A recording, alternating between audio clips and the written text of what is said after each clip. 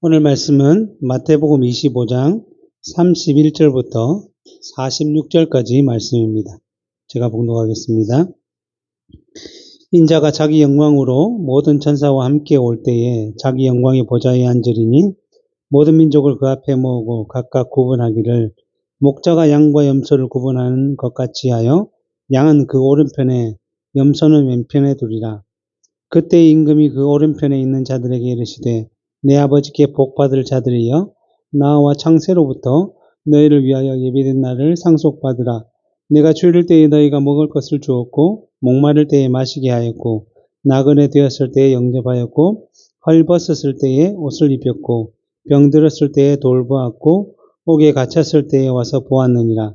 이에 의인들이 대답하여 이르되 주여 우리가 어느 때에 주께서 줄이신 것을 보고 음식을 대접하였으며 목마르신 것을 보고 마시게 하였나이까? 어느 때에 나그네 되신 것을 보고 영접하였으며 헐벗으신 것을 보고 옷 입혔나이까? 어느 때에 병드신 것이나 옥에 갇히신 것을 보고 가서 배웠나이까 하리니 임금이 대답하여 이르되 내가 진실로 너희에게 이르노니 너희가 여기 내 형제 중에 지극히 작은 자 하나에게 한 것이 곧 내게 한 것이니라 하시고 또 왼편에 있는 자들에게 이르시되 저주받은 자들아 나를 떠나 마귀와 그 사자들을 위하여 예비된 영원한 불에 들어가라. 내가 줄일 때에 너희가 먹을 것을 주지 아니하였고 목마를 때에 마시게 하지 아니하였고 나그네 되었을 때에 영접하지 아니하였고 헐벗었을 때에 옷 입히지 아니하였고 병들었을 때와 옥에 갇혔을 때에 돌보지 아니하였느니라 하시니 그들도 대답하여 이르되 주여 우리가 어느 때에 주께서 줄이신 것이나 목마르신 것이나 나그네 되신 것이나 헐벗으신 것이나 병든 것이나 옥에 갇히신 것을 보고 공양하지 아니하더이까. 이에 임금이 대답하여 이르되 내가 진실로 너희에게 이르노니 이 지극히 작은 자 하나에게 하지 아니한 것이 곧 내게 하지 아니한 것이니라 하시니 그들은 영별에 의인들은 영생에 들어가리라 하시니라. 아멘. 우리가 마태복음 25장을 통해서 계속적으로 천국에 들어갈 자와 들어가지 아니할 자에 대한 비유들을 살펴보고 있는데 그들이 어떠한 삶을 살아가느냐라는 그 삶의 모습, 자세, 열매를 통해서 그것이 결정되고 있음을 볼 수 있습니다. 그래서 열처녀, 신랑을 기다리는 열처녀가 그 중에 5은 슬기롭고 5은 미련하였는데 그 이유는 슬기로운 처녀들은 신랑을 기다리면서 밤에 신랑이 오기 때문에 등과 기름을 함께 준비하여서 어느 때에 오든지 맞이할 준비를 하였지만 미련한 처녀들은 등을 준비하긴 했지만 기름을 준비하지 못했기 때문에 신랑이 늦게 왔을 때에 그 등불을 밝힐 수가 없어서 결국에는 혼인잔치 자리에 들어가지 못하게 된 것입니다. 이처럼 하나님의 백성들, 천국을 소유한 자들은 늘 그 기름, 성령으로부터 주시는 기름, 말씀과 기도를 통해서 그 일들을 계속적으로 채워 가기 때문에 때로는 졸고 잘 수도 있고 세상을 사랑하거나 하나님 말씀대로 살지 못할 수도 있지만 늘 깨닫게 하시는 그 은혜 가운데 다시금 회복하여서 하나님을 찾고 주님을 찾음으로 말미암아 결국에는 혼인잔치의 자리에 들어가게 된다라는 것을 우리가 살펴보았고 두 번째는 지난 시간에 달란트 비유를 통해서 이 달란트는 하나님께서 사람들에게 주신 재능이고 또 그 재능은 특별히 자기 백성들에게 어떠한 방식을 위해서 주셨냐 하면 주의 몸된 교회를 위해서 주의 뜻을 위해서 주의 말씀을 위해서 사용하도록 주셨다라는 것입니다. 그래서 5달란트 받은 자와 2달란트 받은 자는 자신들에게 주신 그 재능만큼 또 잘 발휘하여서 성경의 말씀대로 장사를 하여서 5달란트를 남기고 2달란트를 남겼습니다. 그것이 어떠한 큰 일을 해야 한다라고 말씀하는 것이 아니라 주께서 말씀하시듯이 내가 작은 일에 충성하였으니 내가 많은 것으로 너에게 맡기겠다라고 칭찬하셨던 것처럼 우리에게 주어진 재능과 달란트는 우리가 아닌 하나님의 나라와 주의 뜻을 위해서 우리가 바르게 사용할 때에 주의 칭찬이 우리 가운데 있으며 그것이 곧 천국을 소유하게 되는 길이다라는 사실을 보여주었습니다. 그러나 한 달란트 재능을 받은 자는 정말 한 달란트밖에 받지 않은 것이 너무나 작고 보잘것이 없는 게 문제가 아니라 그것을 그 작은 것조차도 제대로 주를 위해서 하나님 나라를 위해서 사용하지 못하고 그냥 감추어두고 땅에 숨겨두고 마치 자기가 그리스도인임을 밝히지 아니하고 세상의 이익과 유익을 위해서 살아가다가 결국에는 하나님으로부터 예수 그리스도로부터 악하고 게으른 종이다라고 책망을 받았고 결국 그는 바깥 어두운 곳에서 슬피 울며 이를 갈게 되는 형벌을 받게 된 것입니다. 그래서 첫 번째 비유는 어떻게 보면 준비와 관련된 비유라고 할 수 있으면 두 번째 비유는 충성됨과 관련된 비유다. 그래서 우리 믿는 자들은 이 땅에서 늘 우리는 하늘나라를 소망하며 준비해야 되고 그 준비하는 일에 늘 충성을 다해야 한다는 사실을 말씀하여 주고 있습니다. 그리고 나서 오늘 세 번째 비유를 말씀하고 있는데 이건 어떻게 보면 그 준비됨과 충성됨의 예를 하나 들어주시는데 우리가 준비됨과 충성됨의 열매를 많이 맺게 될 것인데 그 열매 중에 하나를 우리에게 보여주시는데 구제와 관련된 것으로 나타내 보이고 있습니다. 이것은 마치 예수 그리스도께서 마태복음 22장에서 율법의 요약, 율법의 강령이 무엇이냐라고 물으셨을 때에 예수님께서 대답하시기를 하나님을 사랑하고 내 이웃을 내 몸과 같이 사랑하라라고 하신 그 말씀을 보여주시는 것과 마찬가지라고 할 수 있습니다. 그래서 결국 심판의 때에 이 모든 것들이 판변을 날 것인데 오늘 말씀을 한번 보면 31절에 인자가 자기 영광으로 여기 인자는 바로 성육신 하신 구원을 이루신 예수 그리스도를 표현하고 있는 것이죠. 인자가 자기 영광으로 모든 천사와 함께 올 때에 예수님께서 부활하시고 승천하시면서 구름 타고 하늘로 올라가셨을 때에 제자들이 계속 그 모습만 보고 있으니까 천사들이 왜 계속 보고 있느냐? 예수님께서는 올라가신 그대로 다시 오실 것이다 라고 하셨던 것처럼 이제 모든 천사와 함께 올 때에 자기 영광의 보좌에 앉으리니 모든 민족을 이제 그 앞에 모으고 각각 구분하기를 목자가 양과 염소를 구분하는 것 같이 하여 양은 그 오른편에 염소는 왼편에 두리라. 양과 염소는 다 가축이죠. 가축이지만 분명하게 구별되는 존재들이죠. 양과 염소를 우리 일반 사람들도 목자가 아니라도 구분할 수 있는데 목자는 더 분명하게 양과 염소를 구분할 수 있다는 거죠. 그래서 예수님께서 다시 이 세상을 심판하러 오실 때에 이러한 놀라운 역사들이 일어나는데 특별히 영광의 보좌에 앉으시고 그 모든 민족을 모으신다는 것은 결국 예수님께서 심판주로서 만왕의 왕으로서 이 모든 일을 행하실 것이다 라고 말씀하는 것입니다. 왜냐하면 마태복음 28장 18절에서도 예수께서 나와 말씀하여 이르시되 하늘과 땅의 모든 권세를 내게 주셨으니 예수님이 이것을 받았단 말이죠. 그리고 빌립보서 2장 9절부터 10절에서도 이름으로 하나님이 그를 지극히 높여 모든 이름 위에 뛰어난 이름을 주사 하늘에 있는 자들과 땅에 있는 자들과 땅 아래에 있는 자들로 모든 무릎을 예수의 이름에 꿇게 하시고 예수님이 하나님의 말씀을 따라 구원을 성취하시고 이 모든 것을 이루시고 난 후에 하나님의 모든 권능과 권세의 보좌와 능력을 다 예수 그리스도께 주셨기 때문에 예수님께서는 그것을 통해서 이렇게 역사하신다라고 말씀하고 있습니다. 그러면서 이제 그들을 모아놓고 무슨 말씀을 하시냐면 34절 그때의 임금이 예수님께서 오른편에 있는 자들에게 이르시되 오른편은 누구죠? 양이죠. 양. 내 아버지께 복받을 자들이여 나와 창세로부터 너희를 위하여 예비된 나라를 상속받으라 라고 말씀해 주셨다. 오른편에 양으로 구분된 자들, 구분시킨 자들에게 이렇게 표현하셨습니다.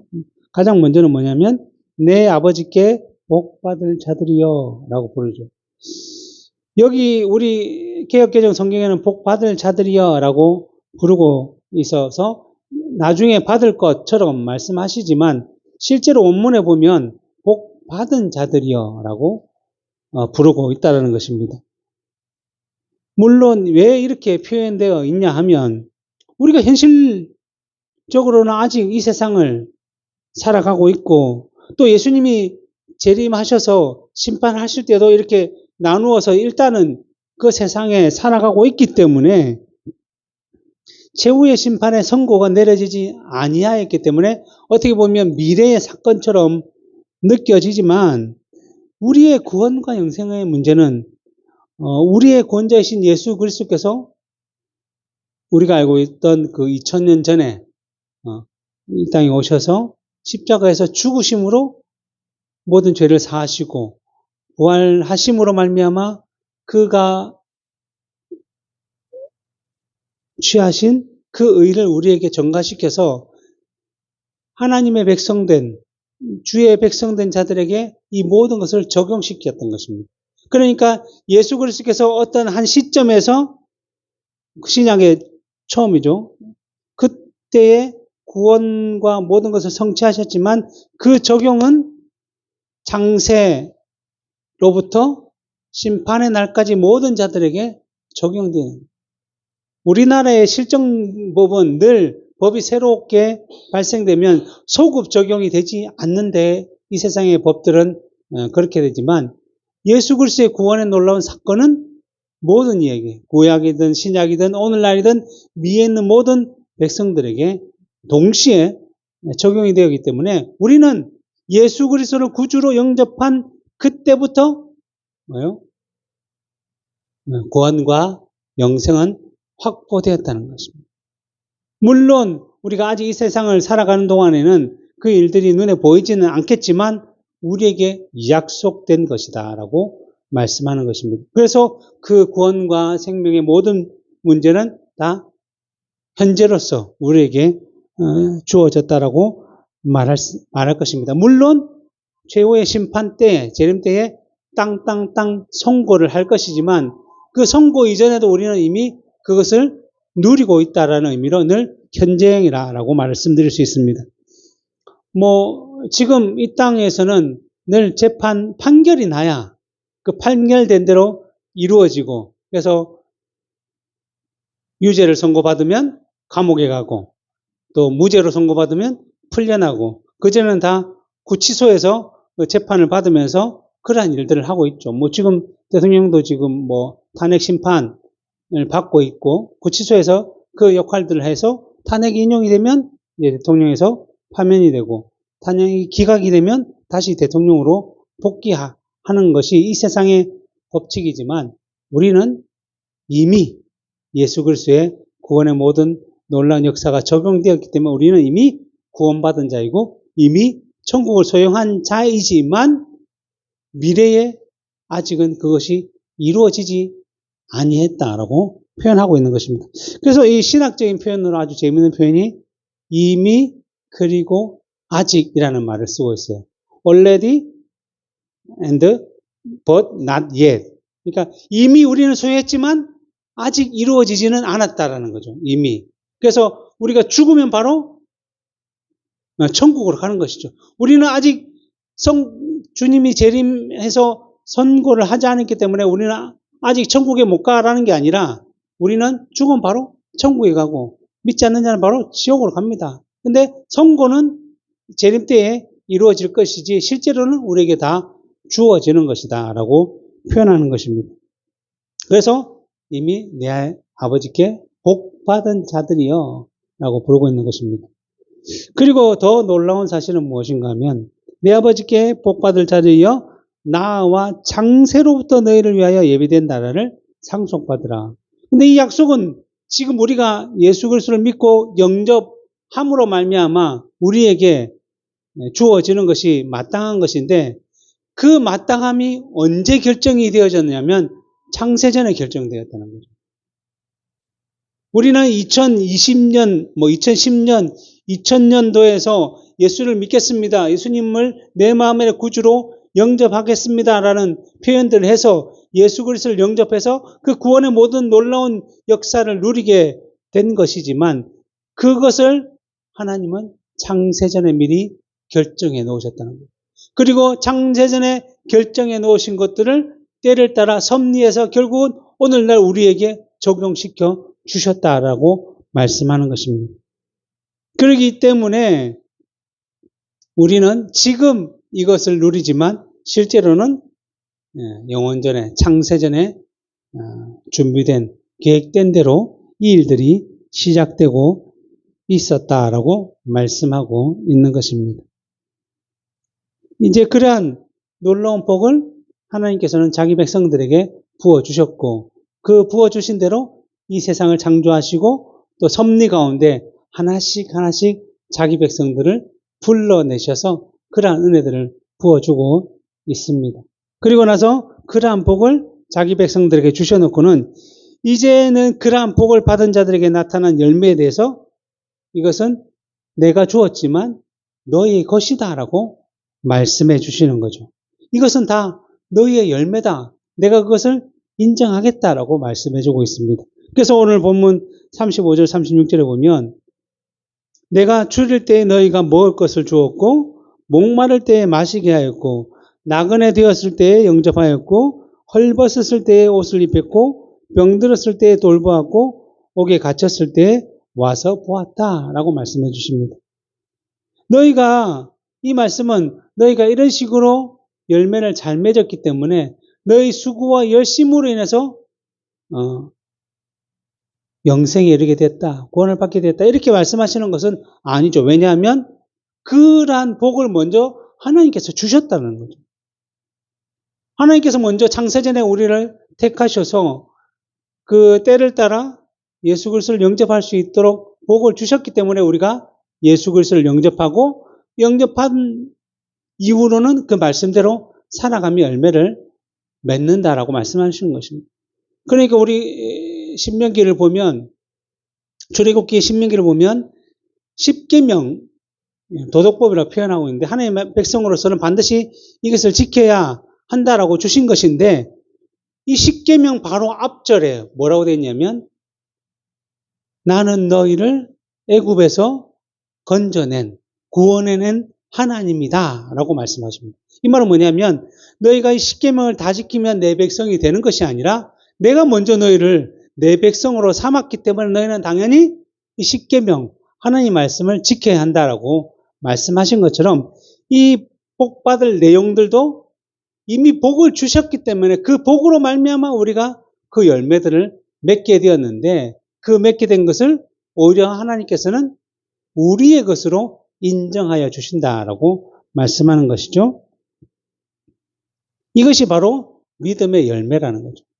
믿음을 가진 자는 내가 이렇게 살아야지 저렇게 살아야지 라고 안 해도 그 믿음으로 말씀을 받아들이면 당연히 이렇게 살아가는 것이 합당하다, 맞다라는 사실을 알고 그 길로 간다라는 것입니다.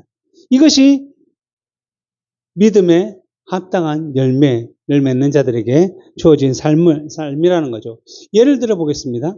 우리가 이전에 창세기를 통해서 살펴보았듯이 이삭이라는 사람의 아들로 누가 태어났냐면 에서와 야곱이 태어났어요. 근데 이 두 사람은 쌍둥이면 모습도 비슷하고 성격이나 여러 가지 비슷하죠. 같은 DNA를 태어났고 특별히 쌍둥이니까. 그런데 하나님께서 그 아내 리브가가 이 에서와 야곱을 잉태하였을 때 나타나셔서 무슨 말씀하셨냐면 큰 자가 어린 자를 섬길 것이다 라고 말씀해 주셨어요. 아직 태어나기도 전에. 근데 사도 바울은 이것을 해석하기를 나는 에서는 미워하였고 야곱은 사랑하였다라고 말씀해 주셨습니다. 그 말은 뭐예요? 하나님은 이 아이들이 태어나서 하나님을 잘 믿고 또 때로는 하나님을 잘 못 믿고 이런 여러 가지 조건과 상황과 방식을 보셨기 때문에 그렇게 말씀하신 것이 아니라 그들이 태어나기도 전에 먼저 뭐라고 했냐면 나는 에서는 미워하였고 야곱은 사랑하였다라고 말씀해 주셨다는 것입니다. 그런데 그 당시의 상황은 문화는 어떤 거냐면 형인 에서가 아버지 이삭의 모든 권리를 상속받는 시대였어요. 그래서 아버지 이삭이 아브라함으로 받았던 하나님의 모든 유업과 유산과 축복을 당연히 장자인 에서가 받는 것이 마땅한데 하나님께서 그들이 태어나기 전부터 이렇게 말씀하셨으니 그 말씀대로 이것을 이루는 방식으로 이들이 살아가도록 역사하셨다는 거예요. 그래서 에서는 당연히 자기가 받아야 할 장자로서의 권리를 대해서 예를 들면 우리나라 왕과 그 아들 왕세자가 되면 내가 왕으로서 앞으로 어떻게 나라를 다스릴지를 배우거든요. 법도를 배운단 말이에요. 그럼 그 열심히 해서 다음에 자기가 왕이 되었을 때 백성들을 어떻게 다스릴지 나라를 어떻게 관리할지를 배울 것인데 도통 관심이 없었어요. 에서는 그런 데 관심이 없었고 그냥 사냥하고 들에 뛰어다니고 막 이 세상적으로 노는 일에 더 관심이 많았다는 거죠. 그러니까 어떤 일이 벌어졌죠? 그 동생 야곱에게 팥죽 한 그릇에 배고프다는 이유 하나만으로 팥죽 한 그릇에 장자의 명분을 그냥 팔아버렸던 거예요. 가볍게 여겼던 거죠. 그래서 히브리서 12장에 뭐라고 되어 있냐면 한 그릇 음식을 위하여 장자의 명분을 판 에서와 같이 망령된 자가 없도록 살펴라. 이 망령된 일을 한다. 하늘의 것, 하나님의 영원한 유산을 가볍게 여기고 소홀히 여기고 눈에 보이지 않는다고 해서 이것을 그냥 세상에 팥죽 한 그릇에 팔아버리는 이러한 망령된 일을 누가 했냐면 에서가 했다는 거죠. 그래서 결국은 어떻게 됐습니까? 장조로서 당연히 누려야 할 자기의 모든 권리를 둘째인 동생인 야곱에게 빼앗겨 버렸던 것이죠. 그리고 반대로 야곱은 둘째로 태어났기 때문에 당연히 그 당시의 문화로서는 장자로서의 받을 권리와 유산에 대한 생각을 할 필요가 없었어요. 왜냐하면 그에게는 주어지지 않는 것이었기 때문에. 그러나 하나님께서 그를 사랑하셨다. 첫째가 둘째를 섬길 것이다 라고 말씀하신 그 방식을 따라 야곱은 그 속에 장자에 대한 소망, 장자의 권리에 대한 명분에 대한 마음을 가지고 살았다는 거죠. 아마 그는 그 아버지가 받았던 그 하나님 나라의 영적인 모든 유산과 축복에 대한 소망함들이 늘 있었던 것이죠. 세상에 어떤 것보다 그것이 더 중요함을 기억하며 그의 인생을 보냈던 거죠. 그렇기 때문에 때가 되면 어쨌든 형의 장자의 명분을 자기의 것으로 만들기 위해서 팥죽으로 형을 유혹해서 그것을 사기도 하고, 물론 아버지를 속여서 장자의 명분을 취한 것은 잘못된 것이고 그가 그렇게 속여서 받았기 때문에 그도 그 외삼촌 라반에게 속임을 당하고 이러한 대가를 치렀겠지만 하나님은 그 야곱으로 하여금 그 인생 하나님의 나라와 축복과 권리에 대한 모든 소망을 가지며 살아가도록 만들었다는 거예요. 결국 하나님의 창세전에 택함을 받은 자들은 이 땅에서 태어나지만 그 태어난다고 해서 처음부터 장자로서 모든 권리를 다 받을 자로서 태어나기도 하시지만 다른 방향에서 태어나게 하셔서 이 길로 인도하신다라는 것입니다.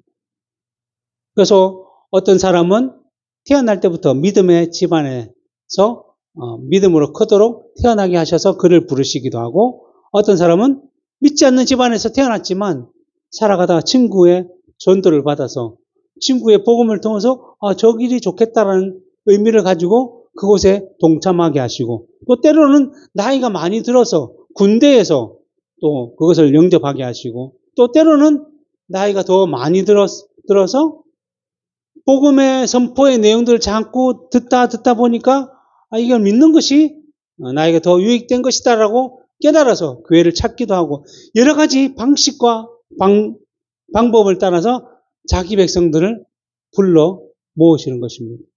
그래서 하나님께서 이스라엘 백성들을 애국에서 가나안으로 보내실 때 하나님의 첫 번째 목적은 가나안에 있는 모든 민족들은 다 죄가 가득한 민족이니 진멸하라는 것이 하나님의 첫 번째 명령이었지만 제일 첫 성인 여리고 성에 있었던 라합과 그의 모든 가족은 하나님께서 여호수아로 하여금 정탐꾼을 보내셨을 때 그 정탐꾼을 숨기고 목숨을 걸고 숨기고 그들에게 나는 너희의 하나님이 천지 가운데 가장 유일한 신임을 알았다.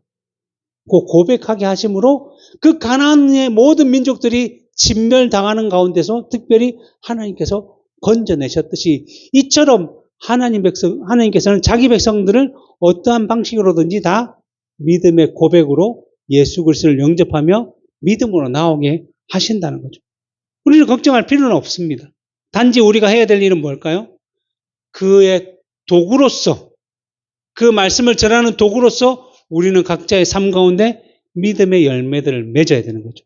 그래서 그 믿음의 열매들을 믿지 않는 누가 하나님의 택한 백성이 그것을 보고 먹고 주께로 돌아올 수 있는 길을 우리가 준비해야 한다는 것이죠. 그래서 때로는 어떤 사람은 선교사를 통해서 다른 민족에 가서 복음을 전하기도 하고 우리는 우리 각자의 인생 가운데 자기 학교나 자기의 회사나 아니면 자기의 사회나 저 사람은 믿는 사람이다라는 것을 분명히 드러내어서 결국 그가 그 믿음의 열매를 통해서 돌아올 수 있도록 우리는 그러한 역할을 해야 하는 것인데 하나님은 자기 백성들로 하여금 그러한 일들을 하게 만드신다는 거죠. 그러한 열매 중에 하나가 바로 오늘 주께서 말씀하신 주님이 굶주렸을 때, 배고팠을 때, 또 목마를 때, 감옥에 갇혔을 때, 헐벗었을 때 찾아보는 이러한 역할을 하게 하셨다는 것입니다.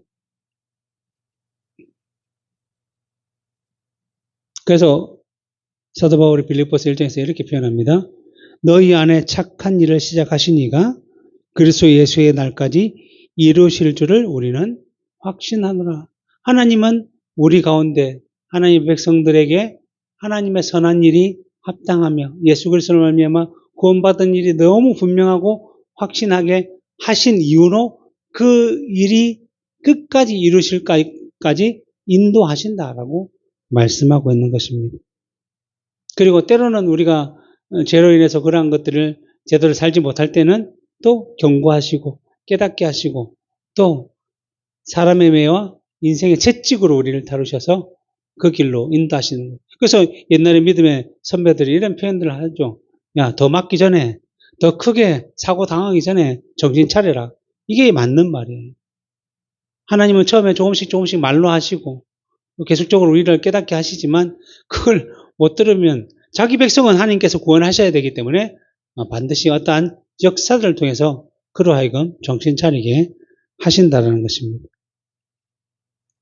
그렇게 말씀하시자 예수님께서 말씀하시자 37절에 이에 의인들이 대답하여 이르되 주여 우리가 어느 때에 주께서 줄이신 것을 보고 음식을 대접하였으며 목마르신 것을 보고 마시게 하였나이까 어느 때에 나그네 되신 것을 보고 영접하였으며 헐벗으신 것을 보고 옷 입혔나이까 어느 때에 병드신 것이나 옥에 갇히신 것을 보고 가서 배웠나이까.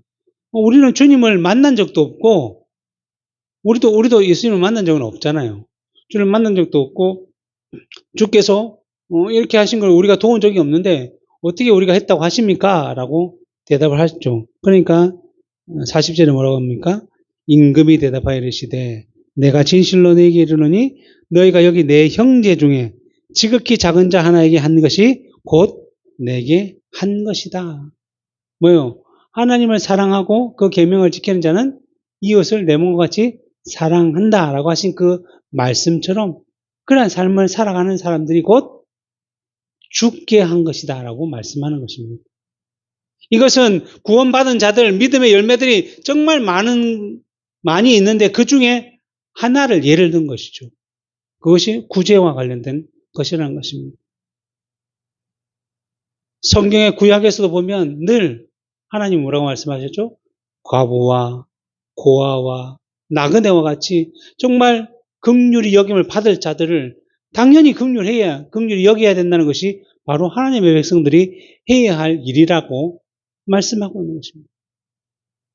누가 아프고 누가 병들고 누가 약하면 그것을 하나님을 믿는 자들이 도와야 되는 것이고 그것이 하나님의 말씀을 따르는 것이면 물론 자기의 유익을 위해서 예를 들면 국회의원들이나 아니면 정치하는 사람들이 연말에만 그냥 고아원에 찾아가서 선물 주고 사진 찍고 인증하고 그 겨울에만 연탄 배달하면서 계속 얼굴에 그냥 묻혀가지고 이런 것이 아니라 실제로 우리가 주변에 연약한 자들을 돌보는 그러한 일들이 우리 가운데 열매로 나타나야 한다는 것입니다. 근데 이것은 앞에서 말씀드렸듯이 내가 억지로 해서 되는 것이 아니라는 것입니다. 이미 하나님께 복을 받은 자들, 하나님의 선택된 받음을 당한 자들은 당연히 저절로 삶 가운데 이러한 삶들을 살아가게 되어 있죠. 꼭 누구를 도우라는 것이 아니라 이러한 방식으로 하나님의 은혜와 긍휼과 자비를 나타내게 되어 있다는 것입니다. 그래서 요한복음 15장 5절에 이렇게 되어 있어요. 나는 포도나무요 너희는 가지. 예수님 포도나무고 너는 가지인데 그가 내 안에 내가 그 안에 가면 사람이 열매를 많이 맺게 되어 있다. 우리가 주 안에 있으면 당연히 주를 닮아가는 삶을 우리의 인생 가운데 나타낼 수밖에 없다라는 것입니다. 그렇다고 한다면 이 양과 같은 오른편에 있는 자들은 그리스도의 말씀을 배우고 그 말씀대로 살아온 것이 곧 모든 죽게 하는 것이고 죽게 하는 것이 이것은 예수님을 닮았다라고 말하는 것이 아니라 그냥 연약한 자들, 자기들이 돌봐야 될 열매들을 맺은 것이 곧 죽게 한 것이다라고 말씀하고 있는 것입니다. 그런데 반대로 41절에 또 왼편에 있는 자들에게 이르시되 저주받은 자들아 나를 떠나 마귀와 그 사자들을 위하여 예비된 영원한 불에 들어가라 라고 말씀해요. 저주받은 자들 뭐죠? 앞에서 표현된 표현을 따르면 창세전에 예정되어 있지 않고 버림을 받기로 요구된 자들을 말씀하는 것인데 그들은 재림, 심판의 날까지 예수 그리스도를 믿지 않고 살아왔다는 거죠. 또 교회 안에 있지만 그 말씀대로 살지 않고 여전히 세상을 따라 여러 가지 재물과 또 여러 가지 세상의 근심에 빠져 살아왔기 때문에 그 상태가 곧 뭐예요? 저주의 상태라는 것입니다. 왜냐하면 그러한 자들에게 이제 남은 것은 뭐예요? 이 세상의 죽음뿐만 아니라 죽어서 두 번째 사망이라고 불리는 지옥의 형벌, 영원한 지옥의 저주와 형벌밖에 남아있지 않기 때문에 그들은 이미 저주받은 자들이죠. 예수 그리스도를 믿지 않는 그 상태가 곧 이 땅에서 돈을 많이 벌고 높은 자리에 있지만 그 사람들은 이미 저주받은 상태죠. 우리는 이 땅에서 헐벗고 이 땅에서 정말 무시를 당하고 없이 살지만 우리는 복을 받은 상태고 그들과 우리의 상태는 완전히 다르다는 거죠. 물론 죽기 전에 믿으면 됩니다. 믿으면 그 예수님 그 십자가에 달리실 때 한편 강도 죽기 전에 예수님께 나를 불쌍히 여기시고 긍휼히 여겨 달라는 그 말씀에 예수님도 오늘 밤에 나와 함께 낙원에 있으리라라고 말씀해 주셨던 것처럼 예수 그리스도를 구주로 영접하기만 하면 되는데 그 사람들은 왼편에 있는 염소와 같은 사람들은 그렇게 못했다는 거죠. 그러니까 예수님께서 저주받은 자라 나를 떠나라. 그들은 이제 예수님과 함께 할 수 없죠. 우리 믿는 자들은 예수 그리스도와 연합하여서 그 모든 복과 은혜를 누릴 것인데 그들은 예수 그리스도와 함께 누릴 유업이 없기 때문에 나를 떠나라. 떠나서 어디로 가는 거죠? 마귀와 사자들을 위해 예비된 영원한 불에 들어가는 거죠. 그래서 혼인잔치 자리에 문이 닫혀서 밖에 그리고 다란트 비유처럼 바깥 어두운 곳에 슬피 울며 이를 갈 그러한 곳에 가게 된 거죠. 그래서 그러한 곳에 대해서 요한계시록에서 이렇게 표현되어 있습니다. 또 그들을 미혹하는 마귀가 불과 유황못에 던져지리니 거기는 짐승과 거짓 선지자도 있어 세세토록 밤낮 괴로움을 받으리라. 바다가 그 가운데서 죽은 자들을 내주고 또 사망과 음부도 그 가운데서 죽은 자들을 내주매 각 사람이 자기 행위대로 심판을 받고 사망과 음부도 불못에 던져지니 이것은 둘째 사망 곧 불못이라. 누구든지 생명책에 기록되지 못한 자는 불못에 던져지리라. 결국 그들의 최후는 이러한 상태가 될 것이다라고 말씀합니다. 그리고 예수님께서 그들에게 똑같은 방식으로 그들이 왜 버림을 받았는지에 대해서 이후에 말씀해 주시죠. 뭐라고 되어 있습니까? 42절 43절 내가 줄일 때에 너희가 먹을 것을 주지 아니하였고 목마를 때에 마시게 하지 아니하였고 나그네 되었을 때에 영접하지 아니하였고 헐벗었을 때에 옷이 비지 아니하였고 병들었을 때와 옥에 갇혔을 때에 돌보지 아니하였다. 이들도 똑같이 얘기하는 거죠. 아니 언제 우리가 주님을 만났습니까? 언제 우리가 주님을 외면했습니까? 핑계를 대는 거죠. 44절 그들도 대답하여 이르되 주여 우리가 어느 때에 주께서 줄이신 것이나 목마르신 것이나 나그네 되신 것이나 헐벗으신 것이나 병드신 것이나 옥에 갇히신 것을 보고 공양하지 아니했습니까?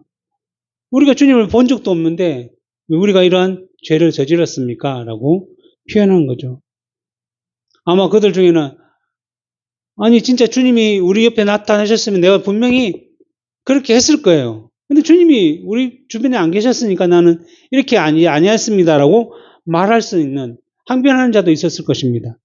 그러나 그것은 다 죄된 자들의 핑계가 될 수밖에 없는 거예요. 왜냐하면 예수님이 이 땅에 성육신 하셔서 공생의 사역을 하실 때 어디에 계셨어요? 이스라엘에 계셨어요.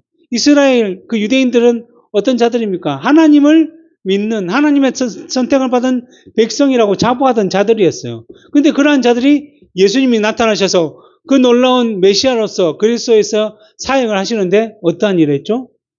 종교 지도자들, 특별히 하나님의 부르심을 받아 이 역할을 감당하는 자들은 오히려 예수님을 싫어했죠. 미워했죠. 핍박했죠. 왜요? 자기들이 지금까지 누렸던 세상의 모든 권세, 권리, 자기에 따르는 세력들, 그로 말미암아 나타났던 이익들, 교회에서 성전에서 물건을 팔고 이익을 취하고 거기서 나오는 것으로 배불리 먹었던 그 모든 것들이 예수님이 더 그 세력이 강해지지 못하게 될까봐 결국은 자기들의 메시아이신 그리스도를 어떻게 했죠? 십자가에 못 박아 죽였다는 거죠. 아니 우리가 예수님이 옆에 있었으면 내가 정말 이스라엘처럼 광야를 지나가는데 뭐 만나를 먹고 메추라기를 먹고 반석에서 물을 내는 놀라운 기적을 체험했으면 나는 이렇게 안 살았을 거야. 나는 하나님을 믿었을 거야 라고 말하지만 그것은 다 핑계라는 거죠. 실제로 그러한 일이 있었을 때 불평불만하는 자들, 예수님을 버렸던 자들 얼마나 많았습니까? 그럼 지금 오늘날에는 그러한 일이 안 벌어져서 안 믿을까요? 실제로 우리의 인생을 한번 돌아보면 우리가 생각지 못한 일들이 얼마나 많이 있습니까? 우리가 생각지도 못했는데 베푸신 은혜가 얼마나 많이 있습니까? 그들이 지금 교회 안에 있다고 한다면 하나님 말씀대로 이루어지는 일들이 얼마나 많은데 그것을 체험하면서도 그들은 뭐라고 생각하냐면 내가 열심히 했기 때문에 아니면 내가 재수가 좋았기 때문에 아니면 어떻게 운이 좋아서 이런 일이 이루어졌을 것이다라고 생각한다는 거예요. 근데 우리 믿는 자들은 그러한 일이 있을 때마다 감사합니다. 주께서 이루셨군요. 주께서 하셨습니다. 주의 은혜입니다라고 고백하지만 그들은 그렇게 고백할 수가 없었다는 거죠. 이 모든 것이 세상의 방식, 세상의 흐름을 따라 말을 할 수밖에 없었던 것입니다. 그래서 그러한 사람들의 열매에 대해서 45절에 이에 임금이 대답하여 이르되 내가 진실로 진실로 너에게 이르노니 이 지극히 작은 자 하나에게 하지 아니한 것이 곧 내게 하지 아니한 것이노. 이 말은 뭐예요? 너희들이 말씀대로 살지 못한 그 모든 것이 곧 나를 저버리고 나를 무시하고 나 없이 하나님 없이 말씀 없이 살아간 것이다. 그것이 너의 열매이고 그 열매로 말미암아 지금 너희들은 왼편에 염소의 편에 서게 된 것이다 라고 말씀하고 있는 것입니다. 너희가 믿음이 있었다면 당연히 자연스럽게 삶 속에서 하나님을 사랑함으로 말미암아 이웃을 사랑하는 열매를 맺을 것이지만 지금 너희는 하나님을 사랑하지 아니하였기 때문에 오직 너희 자신만 사랑하고 너희를 위한 즐거움만, 이익만 추구함으로써 믿음의 선한 열매를 맺지 못했던 것이고 그 결과가 이렇게 존재한 것이다. 그래서 오늘 본문 46절의 결론은 뭡니까? 그들은 어디에? 영벌에, 영원한 벌을 받는 곳에, 의인들은 영원한 생명에 들어갈 것이다 라고 말씀해주고 있는 것입니다. 시편 1편에 보면 우리가 잘 알고 있죠. 시편 1편 옛날에 많이 암송도 하기도 하고 했던 것인데 이 내용을 아주 자세하게 설명이 되어 있습니다. 첫 번째 보면 시편 1편 1절 복 있는 사람은 오늘 뭐예요? 장세로부터 복을 받은 자들아, 하나님께 복을 받은 자들아. 그 하나님의 백성들은 언제나 하나님의 복이 있다는 거예요. 그 복, 하나님 복이 늘 함께 존재하는 사람들이죠. 그 복 있는 사람들은 어떠한 사람들이냐, 어떠한 열매를 맺느냐 하면 악인의 꾀를 따르지 아니하며, 악인이 뭐예요? 사단, 그리고 이 세상, 사단이 주관하는 세상을 따르지 아니하고 죄인들의 길에 서지 아니하고 오만한 자의 자리에 앉지 아니하고 그들이 원하고 바라는 향락과 즐거움과 유혹에 붙잡혀 살지 않는다는 것이죠. 그래서 2절에 오직 여호와의 율법을 즐거워하여 그의 율법을 죄하러 묵상하는 거다.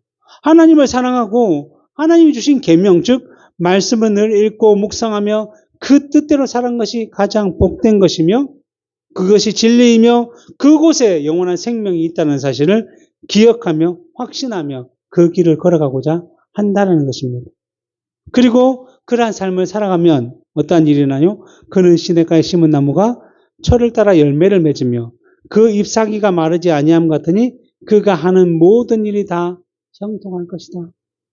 이 형통의 기준은 뭐예요? 하나님이 그와 함께 하실 것이다. 그 하나님이 누구죠? 이 온 우주 만물을 만드신 분이 하나님이세요.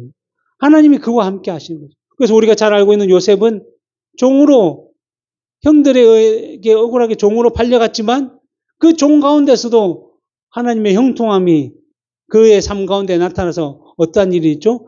그의 주인이 그 종인 요셉의 형통함을 보고 요셉 때문에 내가 더 형통할 수 있겠구나 해서 그를 총무로 세웠던 거죠. 그리고 그런 형통함을 누리고 있는 가운데 또 억울하게 눈명을 쓰고 감옥에 갔잖아요. 이 세상의 말로는 내가 참 재수가 없어도 이렇게 재수가 없나? 내가 왜 억울하게 감옥에 가야 되냐? 할 수밖에 없지만 요셉은 그러한 가운데서도 하나님의 형통함을 받았을 때 그 감옥의 모든 간수장들에게 신임을 얻고 그 감옥에 있는 죄수들을 관리할 수 있는 그러한 특혜를 누렸고 그래서 누굴 만났습니까? 오늘날로 하여금 장관,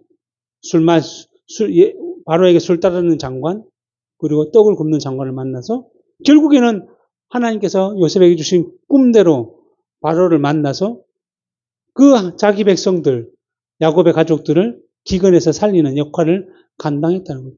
이 세상의 방식과는 다른 형통함이 있다는 거예요. 그렇기 때문에 우리는 뭘 할 수 있어요? 없지만 있는 자들을 축복할 수 있어요. 우리가 병들고 힘든데 다른 자들을 더 위로할 수가 있어요. 우리는 슬프고 억울하지만 더 연약한 자들을 위해서 우리가 위로하고 축복하고 그들에게 나누어 줄 수 있는 이러한 일들이 우리의 형통함으로 있다는 거죠. 우리는 세상에 있는 소유와 세상에 있는 모든 것을 가져야만 누구에게 나누어 줄 수 있는 그런 세상의 방식이 아니라 그러한 것이 없다 할지라도 위로와 기쁨과 유익과 모든 것을 줄 수 있는 왜? 하나님으로부터 그런 형통함을 받았기 때문에 우리는 늘 이러한 삶을 살게 되는 거죠. 그래서 로마서 고린도후서 6장에서 사도 바울이 이렇게 표현하죠. 우리는 신앙인들은 세상에서 정말 무명한 자 같으나 유명한 자요. 죽은 자 같으나 보라 우리가 살아있고 징계를 받은 자 같으나 죽임을 당하지 아니하고 근심하는 자는 같으나 항상 기뻐하고 가난한 자 같으나 많은 사람들을 부요하게 하고 아무것도 없는 자 같으나 모든 것을 가진 자와 같다. 이 사도 바울의 이 놀라운 고백이 바로 우리 신자들이 살아가는 이 세상의 모습이라는 거예요. 눈에 보이는 것으로 살아가는 자들이 아니에요. 우리는 눈에 보이지 않지만 이 모든 것을 창조하시고 지금도 다스리시는 그 하나님과 함께 살아가는 자들이에요. 이러한 삶을 산다는 것입니다. 세상이 알 수도 없고 세상이 이해할 수도 없는 삶을 사는 것이 바로 우리 신앙인의 삶이라는 것입니다. 그러나 4절에 보면 악인들은 그렇지 아니하며 오직 바람에 나는 겨와 같도다. 추수 때가 되면 이 곡식 알곡과 쭉정이 겨를 걸러내기 위해서 키질을 하죠. 그때 키를 한번 딱 치면 하늘로 붕 떠서 날아가는 것은 다 겨고 알곡은 금방 떨어집니다. 근데 사람들이 볼 때는 겨가 막 하늘 날아다니니까 너무 높은 곳까지 마음껏 자유롭게 날아다니는 것처럼 보이죠. 우리 눈에 세상 사람들은 늘 기쁘고 즐거운 것 같고 세상의 모든 것들을 다 취하고 속여서 자기들의 소유를 삼으니까 막 잘 살고 멋있는 것처럼 보이지만 결국은 어떻게 되죠? 그 겨가 영원히 하늘에 떠 있는 것이 아니라 얼마 지않아서 땅에 떨어집니다.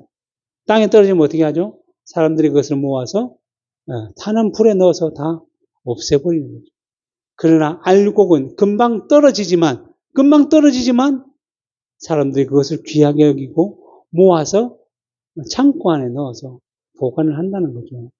이처럼 악인은 겨와 같지만 우리는 모아들이는 알곡과 같다는 것입니다. 그래서 5절에 뭐라 되냐? 그러므로 악인들은 심판을 견디지 못하며 죄인들이 의인들의 모임에 들어가지 못한다. 그들은 하나님 나라 그 혼인잔치 자리에 결코 들어갈 수가 없지만 우리는 기쁘게 들어갈 수 있다는 것입니다. 그래서 6절 무릇 의인들의 길은 여호와께서 인정하시나 악인들의 길은 망하리로다. 이러한 약속이 우리 믿는 자들에게 창세로부터 하나님 아버지께 복을 받은 우리에게 주어졌고 지금 그 뜻대로 이루어지고 있다는 것입니다. 그러기에 우리의 결말은 이미 주어졌기 때문에 우리는 그것을 믿고 확신하며 그 길을 걸어가는 것입니다. 우리 믿음이 더 자라고 성숙하고 견고해지면 이 확신이 더 분명하게 있죠.